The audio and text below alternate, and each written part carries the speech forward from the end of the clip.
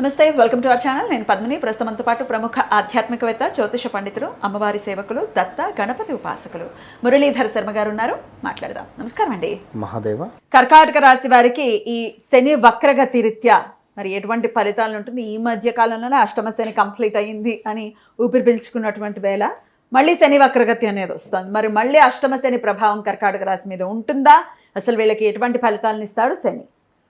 తప్పకుండా ఉంటుందమ్మా. వీరి యొక్క తండ్రి స్థానానికి సంబంధించి కొంత ఇబ్బందులు ఎదుర్కొనేటువంటి పరిస్థితి ఉంటుంది.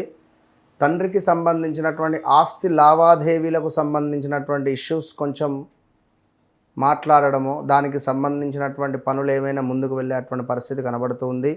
అదేవిధంగా కర్కాటకం వారికి ఉద్యోగానికి సంబంధించి ఉద్యోగ ప్రయత్నాలు చేస్తుండేటువంటి వారు కావచ్చును, ఉద్యోగంలో ప్రమోషన్స్ కోసం కావచ్చును, ఏమైనా టెంపరవరీగా చేసేటువంటి వారికి పర్మనెంట్ ఉద్యోగాలు కావాలి అని అనుకునేటువంటి సందర్భం కావచ్చును.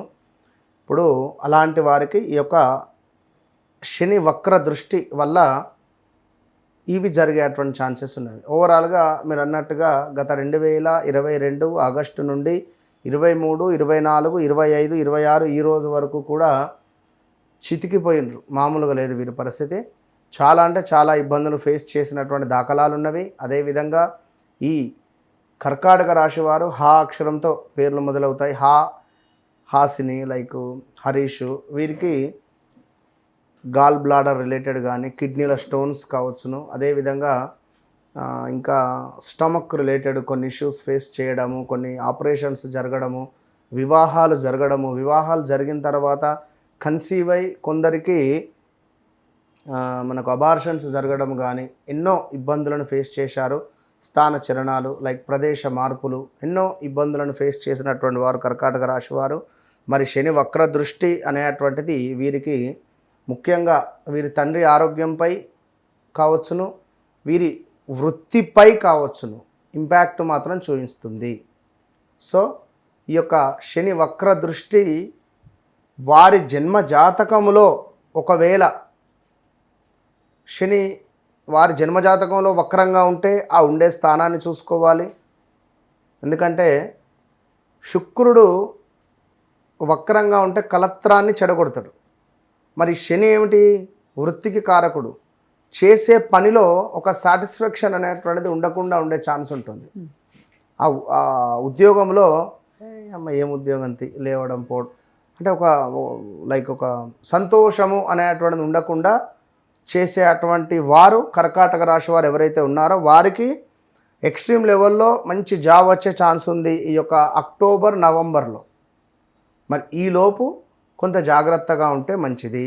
అదేవిధంగా ఈ రాబోయే కొన్ని రోజులలో వెయిట్ పెరిగే ఛాన్స్ ఉంది. వీరు గృహ నిర్మాణ అవకాశాలు ఉన్నాయి. వీరికి ఈగో ఫీలింగ్ కూడా కొంచెము తక్కువ చేసుకుంటే మంచిది. ఎందుకంటే లైక్ ఇప్పుడు ఒక నీటిని మనం ఒక దగ్గర ఉంచితే, లైక్ ఒక డ్రమ్ములో వాటర్ని పోసి పెడితే ఏమవుతుంది? ఖరాబ్ అయిపోతుంది. సో ఆ విధంగా కర్కాటకం అంటే ఒక స్వేచ్ఛగా వీరిని వదిలేయాలి. వీరిని కట్టిపడేయాలి. కర్కాటక లగ్నం కానీ కర్కాటక వీరిని కట్టిపడేయాలి అంటే మాత్రం కుదరదు. వీరిని ఇట్లా వదిలేయాలి స్వేచ్ఛగా.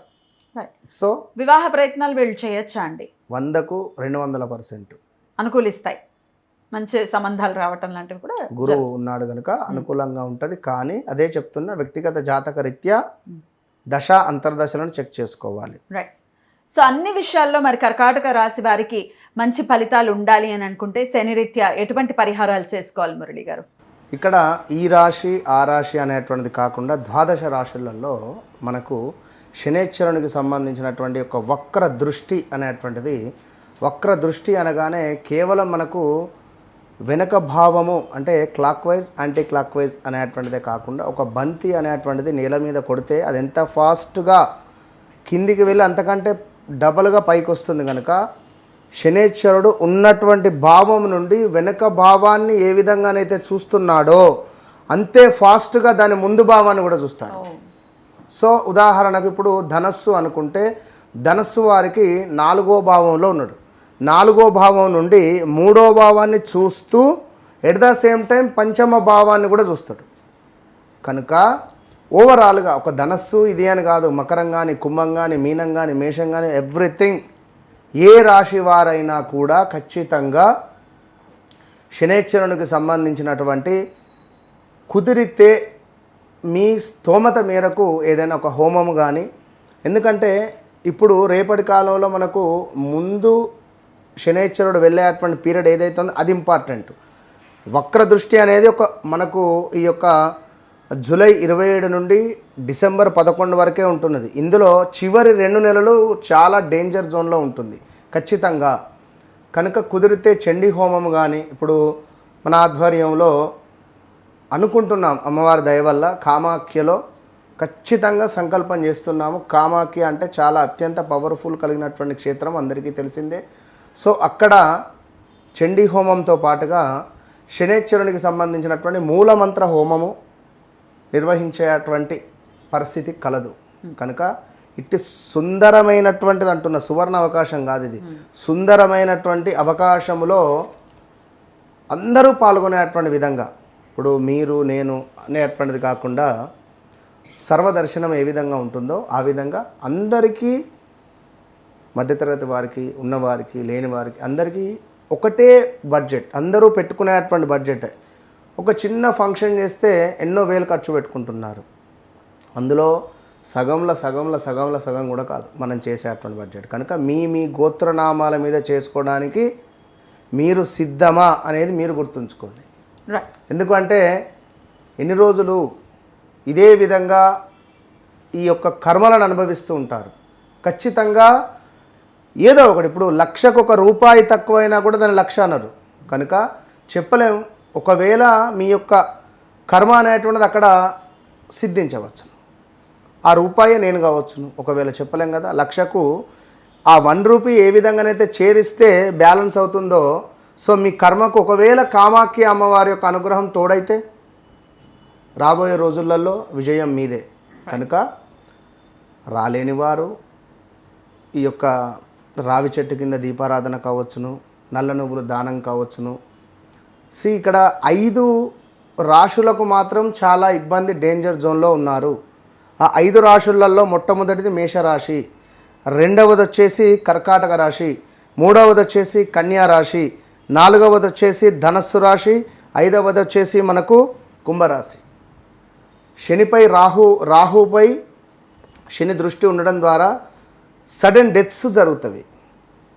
So be careful.